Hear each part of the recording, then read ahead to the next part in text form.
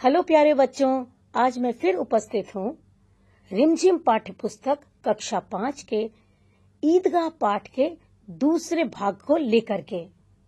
अब तक हमने पहले भाग में ये देखा कि हामिद जो अपनी दादी माँ यानी अमीना के साथ रहता है, वह ईद के मौके पर अपने मित्रों के साथ मेले घूमने जाता है। मेले में सभी बच्चे घूमते हैं और तो और अपनी मनपसंद वस्तुएं भी खरीदते हैं। बच्चे खिलौने खरीदते हैं, पर हामिद को उस समय भी अपनी दादी माँ का ध्यान बना रहता है। बच्चे अपने खिलौनों के लिए अलग अलग तर्क देते हैं और यह साबित करने का प्रयत्न करते हैं कि किस प्रकार से उनका खिलौना सबसे उत्तम है, सर्वश्रेष्ठ है। तो इसी तर्क वितर्क के साथ जब कहानी आगे बढ़ती है तो कहानी में ये कहा गया था कि कानून को पेट में डालने वाली बात, ये वाक्य किसने कहे? ये वाक्य हामिद ने कहे। तो हामिद ने कहा कि कानून को पेट में डालने वाली जो ये बात थी, वो तो बस उनके सभी मित्रों के बीच में छा गई। तीनों सूरमा बस मुंह ताकते रह गए। हामिद ने तो जैसे मैदान ही मार लिया था। उसका चिमटा रुस्तमे हिंद है। अब इसमें मोहसिन, महमूद, नूरे और सम्मी किसी को भी कोई आपत्ति नहीं हो सकती है। और 3-3, 4-4 आने पैसे खर्च करने के बावजूद उन्होंने कोई भी काम की वस्तु न खरीदी। और हामिद ने तो बस 3 ही पैसे में अपना रंग जमा लिया।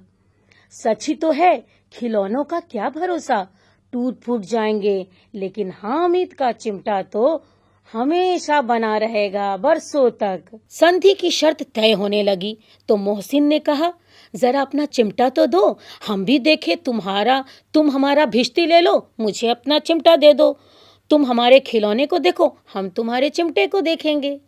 तो महमूद और नूरे ने भी अपने अपने खिलौने हामिद को पेश किए।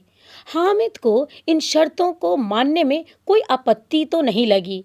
चिमटा बारी बारी से सबके हाथ में गया और उनके खिलौने भी बारी बारी से हामिद के हाथों में आए। जब हामिद उनके खिलौनों को देख रहा था, मन ही मन की भावना उसकी ऐसे हो रही थी। वो मन में सोच रहा था, आह कितने सुंदर खिलौने हैं। हामिद से उसके तीनों चारों मित्र तर्क वितर्क में हार गए थे। तो हामिद ने अपने हारने वालों के आंसू पोंछे और कहा, अरे मैं तो तुम लोगों को चिढ़ा रहा था। सच, यह चिमटा भला इन खिलौनों की क्या बराबरी करेगा। मालूम होता है अब बोले कि तब बोले। मोहसिन बोला। जैसे ही उसने हामिद के ये सांत्वना वाले शब्द सुने तो मोहसिन बोला, लेकिन इन खिलौनों के लिए कोई हमें दुआएं तो नहीं देगा। ऐसा मोहसिन ने क्यों कहा? ऐसा मोहसिन ने इसलिए कहा क्योंकि आपको याद होगा, जब हामिद चिमटा खरीद रहा था तो उस समय उसे किसकी याद आई थी? अपनी बूढ़ी दादी की याद आई थी कि किस प्रकार से उसकी बूढ़ी दादी जब रोटियां तवे पर पकाती है तो उतारते समय उसके हाथ जल जाया करते हैं। उन्हें याद करके और एक काम की वस्तु भी हो जाएगी, यह सोचकर हामिद ने यह चिमटा खरीदा और सोचा, यह देख करके मेरी दादी तो अत्यंत प्रसन्न हो जाएगी और मुझे दुआएं देगी। इसीलिए महमूद ने यह वाक्य कहे कि भला हमें कोई इन खिलौनों के बदले कोई दुआएं तो नहीं देगा।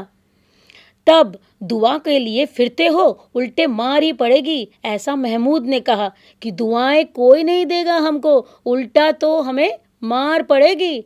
अम्मा जरूर कहेगी, अम्मा अर्थात माँ जरूर कहेगी कि मेले में यही मिट्टी का खिलौना मिला तुझे खरीदने को। हामिद को स्वीकार करना पड़ा कि खिलौने को देखकर किसी की माँ इतनी खुश नहीं होगी जितना दादी चिमटे को देखकर होगी। फिर अब तो चिमटा क्या बन गया था? उसका चिमटा मित्रों में रुस्तमे हिंद के नाम से मशहूर हो गया था और सभी खिलौनों का बादशाह बन गया था। रास्ते में महमूद को भूख लगी और उसके पिताजी ने उसे रास्ते में खाने के लिए केले कुछ दिए थे, तो उसने उन केलों को किसके साथ बांटना चाहा? केवल और केवल हामिद के साथ। उसने और किसी अन्य मित्र के साथ उन खिलौनों को नहीं बांटा और नहीं दिया। अब उसके अन्य मित्र क्या करते रह गए? मुंह ताकते रह गए। और यह चिमटे का ही प्रसाद था कि अभी हामिद को केले खाने को मिल रहे थे। 11 बजे सारे गांव में हलचल सी मच गई। मेले वाले वापस लौट आए थे। सब अपने अपने घरों में पहुंच गए थे। अब जब आप मेले से घर जाते हैं तो क्या करते हैं? सबसे पहले तो आप मेले में खरीदी गई सारी वस्तुओं को घर में रखते हैं, फिर उन्हें सजाने का प्रयत्न करते हैं। यही कार्य मेले से लौटने के बाद सारे मित्र कर रहे थे। तो मोहसिन, हुआ ये कि मेले से लौटने के बाद मोहसिन की जो छोटी बहन थी वो दौड़ के गई और मोहसिन के हाथ से क्या ले लिया? कौन सा खिलौना मोहसिन ने खरीदा था? उसने भिश्ती खरीदा था। तो जब उसकी छोटी बहन ने देखा कि उसका भाई हाथ में कुछ खिलौना लेके आया है, वो दौड़ कर गई और अपने भाई के हाथ से भिश्ती को छीन लिया और मारे खुशी के वो जो उछली तो मियाँ भिश्ती जी नीचे आ गिरे और कहाँ चले गए? सीधा परलोक चले गए। इस पर भाई बहन में आपस में खूब मारपीट हुई। दोनों एक दूसरे को मारने पीटने लगे, खूब रोने लगे।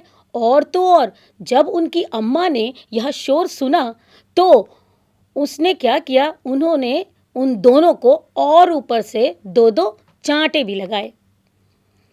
अब आते हैं मियाँ नूरे के वकील के बारे में कि उनका क्या हाल हुआ। तो मियाँ नूरे के वकील का अंत तो इससे भी ज़्यादा गौरवमय हुआ। कैसे? चलिए देखते हैं। वकील जी ज़मीन पर या कहीं तख्ते पर तो नहीं बैठ सकते, तो उनके लिए दीवार में 2 खूंटियाँ गाड़ी गई। तो उस पर लकड़ी का एक बड़ा सा पटरा रखा गया। लकड़ी का एक पटरा, चपटा सा चौकोर आकार का, उसे सजाया गया और दीवार के ऊपर उसे रखा गया। पटरे पर अब कालीन तो नहीं बिछ सकती थी, लेकिन कालीन के रूप में एक अखबार का टुकड़ा बिछाया गया कालीन मान करके। यह सब बच्चों के मनोवैज्ञानिक भावनाएं हैं।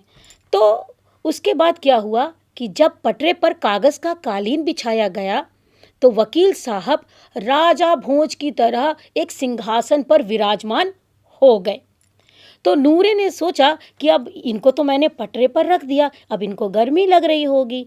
तो फिर उनको वो पंखा धीरे धीरे झलना शुरू किया कि पता नहीं इस बात का कि पंखे की हवा से या पंखे की चोट से वकील साहब का चोला गिरा और गिरकर माटी में मिल गया। फिर बड़े जोर शोर से उसका मातम मनाया गया और वकील साहब की अस्थियां घूरे पर डाल दी गई। घूरा अर्थात वह स्थान जहां पर हम कूड़ा करकट फेंका करते हैं। अब रहा महमूद का सिपाही। अब हम देखेंगे कि महमूद के सिपाही की क्या क्या घटित हुआ उसके साथ। तो महमूद का जो सिपाही था, भला उसे चटपट गांव का पहरा देने का पूरा इंचार्ज बना दिया गया, उसे चार्ज दे दिया गया। लेकिन पुलिस का सिपाही पालकी पर थोड़े चलेगा। आपने कभी देखा है कि पुलिस वाले पालकी पर बैठ करके पहरा देते हैं? नहीं ना। तब महमूद ने सोचा कि क्या करें। तब उसे एक उपाय सोचा। उसने क्या किया? एक टोकरी लेकर आया और उसमें उसने कुछ लाल रंग के फटे पुराने कपड़े यानी चीथड़े बिछाए और जिसमें सिपाही साहब को आराम से लिटा दिया। नूरे ने यह टोकरी उठाई और अपने दरवाजे यानी अपने द्वार के चक्कर वह काटने लगा, लेफ्ट राइट। महमूद को ठोकर लग जाती है, लेकिन ठोकर लगने से पूर्व महमूद के जो 2 छोटे भाई थे वो भी महमूद के साथ इस सिपाही के साथ लेफ्ट राइट करते हैं और अपनी तोतली जबान में ये भी बोलते हैं, छोने वाले जागते रहो, छोने वाले जागते रहो, क्योंकि छोटे बच्चे थे। और इस तरह से उनका यह खेल चल रहा था कि अचानक महमूद को ठोकर लग जाती है और टोकरी उसके हाथ से छूटकर नीचे गिर जाती है और मियाँ सिपाही अपनी बंदूक लिए सीधा जमीन पर गिर जाते हैं और उनकी एक टांग में विकार आ जाता है। विकार का अर्थ होता है क्रैक, उस पर चोट लग जाती है तो वो आधा टूट जाता है उनका पैर।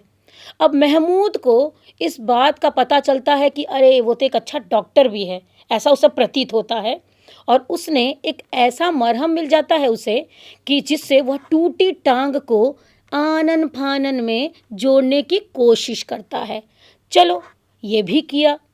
इसके करने के बाद टांग तो उसने जोड़ दी, लेकिन सिपाही को जैसे ही खड़ा किया कि सब सिपाही धड़ाम से फिर जमीन पर, अर्थात अब उसकी टांगों ने जवाब दे दिया था। अब वह सीधा नहीं खड़ा हो पा रहा था। यानी जो उसने शल्य चिकित्सा की थी, शल्य चिकित्सा का अर्थ होता है ऑपरेशन किया था, वह नाकामयाब यानी कि असफल रहा और हमारे सिपाही जी फिर से अपने दोनों पैरों पर कभी खड़े नहीं हो पाए। तब क्या किया कि तब उसने उसकी एक टांग तो टूटी थी, दूसरी टांग भी तोड़ डाली। अब कम से कम, चलो वो खड़े तो रह नहीं सकते थे तो कम से कम बैठेंगे तो, अब उनको परमानेंटली यानी स्थायी रूप से एक जगह बिठा दिया जाता है। चलिए, आपने सभी मित्रों के बारे में अभी तक सुन लिया कि उनका और उनके खिलौनों का क्या हर्ष होता है, क्या क्या प्रतिक्रिया आती हैं। अब हम जानते हैं कि हामिद का क्या होता है। अब मियाँ हामिद का हाल सुनिए। अमीना उसकी आवाज़ जैसे ही सुनती है कि वो मेले से लौट आया है, दौड़ी दौड़ी जाती है और उसे गोद में उठाकर प्यार करने लगती है। सहसा उसके हाथ में चिमटा देखती है तो वो भी चौंक जाती है और कहती है, यह चिमटा कहाँ से लाया? हामिद कहता है, मैंने मोल लिया है। अमीना पूछती है, कितने पैसे की है? हामिद ने कहा, 3 पैसे दिए मैंने। जैसे ही अमीना यह वाक्य सुनती है वह अपनी छाती पीट लेती है और वह कहती है, ये कैसा बेसमझ लड़का है कि दोपहर हो गई, कुछ खाया नहीं, कुछ पिया नहीं और लाया क्या, ये चिमटा। सारे मेले में तुझे और कोई चीज़ नहीं मिली कि तू जो ये लोहे का चिमटा उठाकर घर लेकर आया? हामिद ने कहा, तुम्हारी उंगलियां तवे से जल जाती थी ना, इसीलिए मैं इसे ले आया। जैसे ही यह वाक्य अमीना सुनती है तो तुरंत ही अमीना का क्रोध एकदम स्नेह में बदल जाता है। वह सोचती है, बच्चे में कितना त्याग है, कितना सद्भाव है और कितना विवेक है। दूसरों को खिलौने खरीदते या मिठाई खाते हुए जब इसने देखा होगा तो क्या इसका मन नहीं ललचाया होगा वो सब वस्तुएं खाने के लिए और खरीदने के लिए? वहाँ भी लेकिन हामिद को अपनी बुढ़िया दादी की याद उसी प्रकार बनी रही और यह सब सोच करके अमीना का मन पूरी तरह से गदगद हो गया। वह फूले नहीं समा रही थी, वह रोने लगी और दामन फैला के हामिद को दुआएं दे रही थी और उसकी आंखों से मोटी मोटी आंसू की बूंदें गिरती जा रही थी। तो बच्चों, आपने देखा ना, इस कहानी में एक बालक के मन का क्या चित्रण किया गया है। तो इसी चित्रण के साथ अब मैं इस कहानी को समाप्त करूंगी, लेकिन इस कहानी को पढ़ के, सुन के आपको क्या शिक्षा मिलती है? हमें यह शिक्षा मिलती है कि हमें भी हामिद की तरह ही साहसी और समझदार होना चाहिए और उसी की तरह बनने का प्रयत्न करना चाहिए। दूसरी बात ये कि बालक को अपने बड़े बुजुर्गों के प्रति किस तरह त्याग, सद्भावना, इस तरह की भावनाएं होनी चाहिए, ये सारी चीज़ें कहानी में दर्शाई गई हैं, बताई गई हैं। इस कहानी को सुनने के बाद चलिए अब हम कुछ प्रश्नों के उत्तर देते हैं। पहला प्रश्न ये है कि ईदगाह कहानी का शीर्षक क्या सही है, या आप इस कहानी को कोई और शीर्षक देना चाहते हैं? यदि देना चाहते हैं कोई अन्य शीर्षक, तो क्यों? इसके बारे में आप अपने मित्रों से चर्चा करें, बात करें और इसका समाधान निकालें। मेरे हिसाब से ईदगाह कहानी में ईद की जो चहल पहल को दर्शाया गया है, इस त्योहार में बच्चे बहुत ही बेसब्र हो जाते हैं और उत्साहपूर्वक ईद का जश्न मनाते हैं। उनका मन उत्साह से, उमंग से भरा रहता है। सभी आपस में मिलजुल कर एक साथ ईद के मेले में घूमते हैं और नई नई चीज़ें भी खरीदते हैं। इस प्रकार ईद पर्व को ध्यान में रखते हुए मुझे लगता है इस कहानी का नाम इसीलिए ईदगाह दिया गया है। और इस कहानी का मुख्य नायक जो है हामिद, उसके पास केवल 3 ही पैसे थे, जैसा कि आप जानते हैं, और वह उससे खिलौने खरीदने के बजाय अपनी दादी के लिए चिमटा खरीदता है। वह बड़ी ही चतुराई से अपने मित्रों को इस चिमटे के गुणों के बारे में बताकर उसे उन लोगों को बिल्कुल निरुत्तर कर देता है, यानी बिना उत्तर के उनको कर देता है। और इस प्रकार हामिद को ध्यान में रखकर ही मुझे लगता है इस कहानी का नाम अगर मैं बदलना चाहूँ तो मैं इसका नाम रखूँगी हामिद का बड़प्पन। ये भी दे सकते हैं। अब देखते हैं कि हामिद ने चिमटे की उपयोगिता को सिद्ध करने के लिए आखिर कौन कौन से तर्क दिए। उसने चिमटा, इस प्रश्न का सही शब्दों में अगर मैं उल्लेख करूं तो यह पूछा गया है कि हामिद ने अपने चिमटे को उन सभी खिलौनों से बेहतर किस प्रकार बताया है, क्या क्या उत्तर दिया उसने। तो हामिद ने चिमटा खरीदने पर उसके दोस्तों ने उसकी खूब हंसी उड़ाई, लेकिन उसने अपने तर्क पर चिमटे की उपयोगिता सिद्ध की और अपने दोस्तों का मुंह बंद कर दिया, चुप कर दिया। उसने कहा कि उसका चिमटा इतना मजबूत है कि अगर जमीन पर मैं पटक दूं तो इसका कुछ भी नहीं होगा। जबकि अगर उसके मित्र अपने खिलौने, मिट्टी के बने खिलौने यदि जमीन पर पटक दें तो वो क्या वैसे के वैसे ही रहेंगे? नहीं, वो टूट जाएंगे। और तो और हामिद ने यह भी कहा कि यदि मैं अपने चिमटे को कंधे पर रख लूं तो वह क्या बन गई? बंदूक। और अगर हाथ में ले लूं तो क्या बन गया? फकीरों का चिमटा। और तो और इससे आप मंजीरे का भी काम ले सकते हैं, और चिमटा चाहेगा तो खंजरी का पेट भी फाड़ सकता है। और उसने ये भी कहा कि उसका जो चिमटा है वह बहुत बहादुर है, इतना बहादुर है कि उस पे आग, पानी, आंधी, तूफान किसी का भी कोई असर नहीं पड़ता है। अब इस कहानी में जो मुख्य पात्र है हामिद, इसकी 3 विशेषताओं के बारे में आपको बताना है।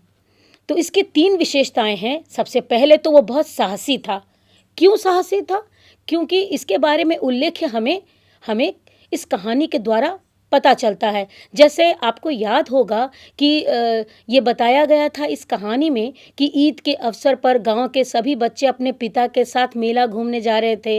हामिद अकेले ही मेले में जाने के लिए तैयार हो जाता है और उसकी दादी उसे अकेले जाते हुए देखकर थोड़ा सा चिंता में थी, लेकिन वह अपनी दादी को समझाते हुए कहता है, तुम डरना नहीं, मैं सबसे पहले आऊँगा। और इससे हमें पता चलता है कि वह बहुत ही निडर था।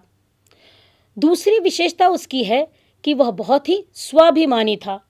स्वाभिमानी अर्थात जब अपने दोस्तों को वो मिठाई और खिलौने खरीदते हुए देखकर भी उसने एक बार भी किसी भी मित्र से न खिलौना मांगा न मिठाइयाँ मांगी।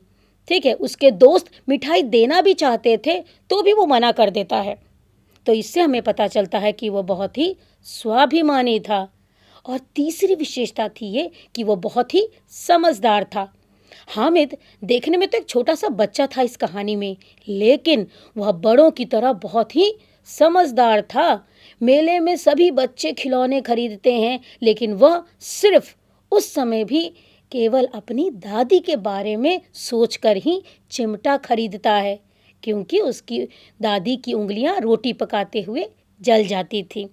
तो आपने देखा बच्चों कि हामिद की 3 विशेषताएं कौन कौन सी थी कि वह साहसी था, वह स्वाभिमानी था और वह समझदार था। इस कहानी में सभी बच्चों ने खिलौनों की दुकान से अपने लिए कुछ न कुछ ज़रूर खरीदा। अब हम ये देखेंगे कि किस बच्चे ने क्या खरीदा। महमूद ने क्या खरीदा? महमूद ने खरीदा एक सिपाही। मोहसिन ने क्या खरीदा? उसने भिश्ती खरीदा। और हामिद ने क्या खरीदा? एक चिमटा। और समी ने क्या खरीदा? समी ने खरीदा एक खंजरी। अच्छा ये बताइए, जब सभी बच्चे घोड़ों और ऊंटों पर बैठकर 25 चक्रों का, वो जो गोल गोल घूमता है हिंडोला, सो उस पे बैठ करके जब 25 चक्रों का मजा ले रहे थे, तब हामिद दूर दूर खड़ा होकर भला क्या सोच रहा था? वह यह सोच रहा था कि मेरे पास तो 3 ही पैसे हैं, अब मैं जरा सा चक्कर लगाने के लिए अपने खजाने का 1/3 भाग तो नहीं दे सकता ना, उससे तो मैं कुछ जरूरी वस्तु ही खरीदूंगा। ऐसी भावना उसके मन में चल रही थी। अगला प्रश्न है कि हामिद महंगे खिलौने न खरीद सकने पर अपने आप को कैसे समझा रहा था। वो क्या क्या अपने आप को समझाने के लिए वाक्य कहता है। हालांकि हामिद भी एक छोटा बच्चा था, उसके अंदर भी वही भावना थी जो उसके अन्य मित्रों के मन में चल रही थी। वह भी खिलौने खरीदना चाहता था, वह भी मिठाइयाँ खाना चाहता था, वो भी झूला झूलना चाहता था, लेकिन वो नहीं कर पा रहा था क्योंकि वो गरीब था और उसके पास पैसे कम थे। तो भला वो क्या क्या तर्क देखकर, किसी और को नहीं, भला वो अपने आप को क्या क्या सोच करके समझा रहा था। बच्चा और खिलौना दोनों एक दूसरे के देखा जाए तो पूरक ही होते हैं, उल्टे ही होते, विपरीत होते हैं। हामिद कितना भी होशियार सही, लेकिन उसके अंदर के बच्चे का मन भी खिलौने खरीदने के लिए तरस रहा था। वह शायद ले भी लेता, परंतु 3 ही तो पैसे थे उसके पास। अतः उसने स्वयं को यह समझाते हुए रोक लिया कि इन खिलौनों की भला क्या हस्ती है, अभी है तो अभी अगर हाथ से छूट गए तो टूट जाएंगे और पैसे भी बर्बाद हो जाएंगे। यह बोल बोल के, यह सोच सोच के मन ही मन वह इसकी निंदा कर रहा था। तो बच्चों, अगला प्रश्न है कि भला हामिद ने इस पूरे मेले में चिमटा ही क्यों खरीदा। हमने जैसा कि इस पाठ में पढ़ा है कि वह जब लोहे की दुकान पे जाता है तो वहाँ पर उसे सहसा अपनी दादी की याद आ जाती है, और उसे याद आ जाता है कि किस प्रकार से जब उसकी दादी रोटी बनाती है तो तवे से उसके हाथ जल जाया करते थे। तो इसीलिए उनको ध्यान में रख के उसने उस दुकान से चिमटा खरीदा। अगला प्रश्न है, हामिद के क्या कहने पर बुढ़िया अमीना का क्रोध तुरंत ही स्नेह यानी प्रेम में बदल जाता है।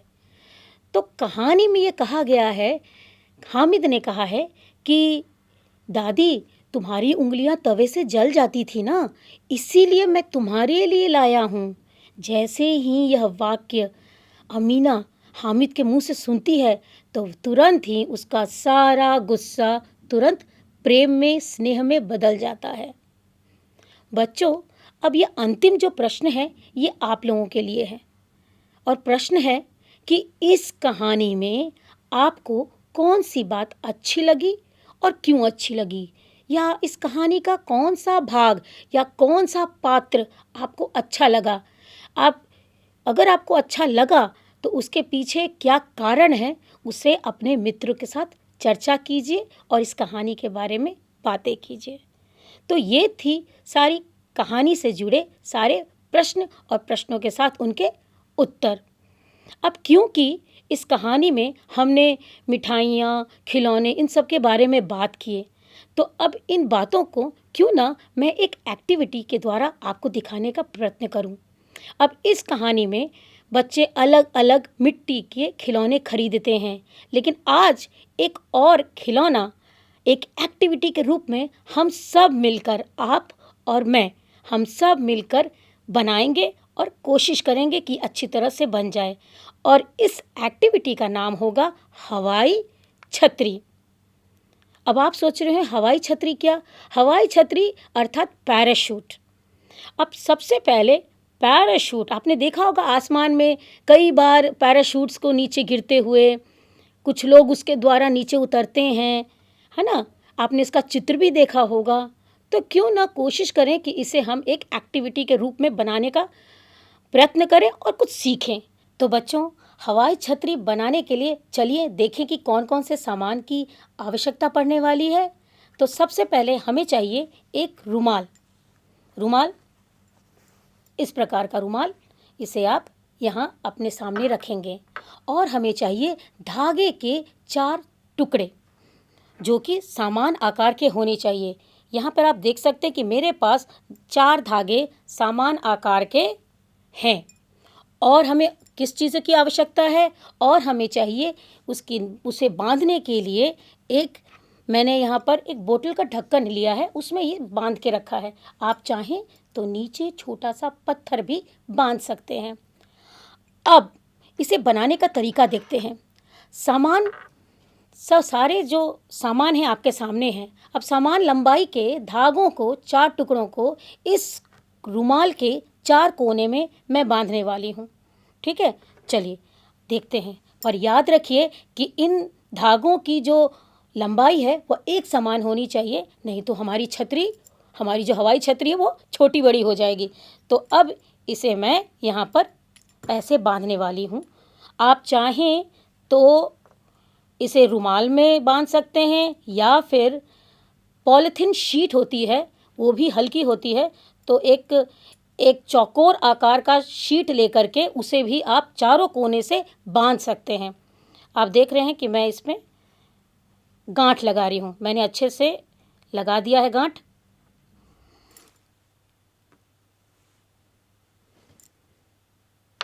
बच्चों, आपने पहले भी हवाई छतरी देखी होगी, आसमान में उड़ती हुई, कभी कभी रंग बिरंगी भी होती है, जो कि पैराशूट के नाम से जानी जाती है।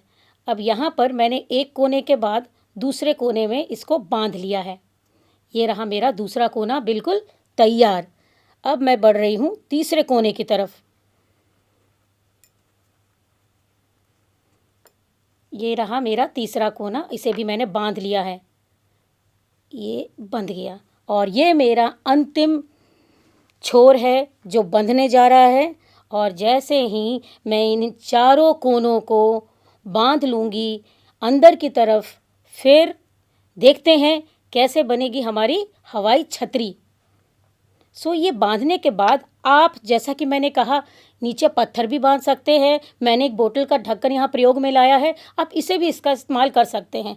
अब इन चारों को बांधने के बाद आप देख रहे हैं कि मेरा जो हवाई छतरी है, जो पैराशूट है, वह कैसे दिख रहा है। आप देख सकते हैं, ये देखिए।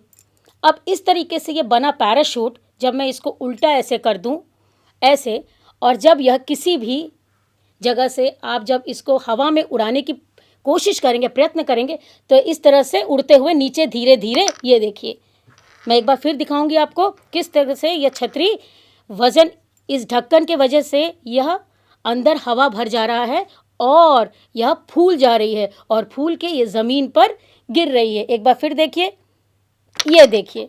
तो इस तरह से बन गई हमारी हवाई छतरी। लेकिन बच्चों, जैसा कि मैंने आपको बताया, आप इसका प्रयोग आप रुमाल से करें, शीट से करें, किसी भी तरीके से इसे बनाया जा सकता है। अब इस हवाई छतरी को बनाने के बाद पहला प्रश्न आपके लिए ये है कि क्या ये पैराशूट चंद्रमा पर, जहाँ पर बिल्कुल हवा नहीं होती है, क्या ये पैराशूट वहाँ काम करेगा? अगर करेगा तो कैसे करेगा? और दूसरा प्रश्न ये कि जब मैं इस हवाई छतरी को ऊपर से उड़ा के नीचे ला रही थी, तो आपने देखा होगा कि यह अचानक फूल जाता है और फूल के नीचे गिरने लगता है। यदि इस रुमाल में या उस प्लास्टिक शीट में जिससे आप लोगों ने बनाया है, उसमें यदि यहाँ पे मैं छेद कर दूँ, एक छोटा सा सुराख कर दूँ, तो क्या ये उसी तरीके से हवा भरेगा और नीचे आएगा, या नीचे ही रह जाएगा और वो उड़ेगा ही नहीं? तो ये सारे जो प्रश्न हैं, यह सारे प्रश्नों का हल आपको देखना है और इसे कोशिश कीजिए बनाने का। और ये सारे जो प्रश्न मैंने पूछे इसका जवाब आप स्वयं आपको मिल जाएगा जब आप इसे बनाने का प्रयत्न करेंगे। इसके साथ ही हमारी हवाई छतरी भी बन गई और ईदगाह का पाठ भी समाप्त होता है। धन्यवाद।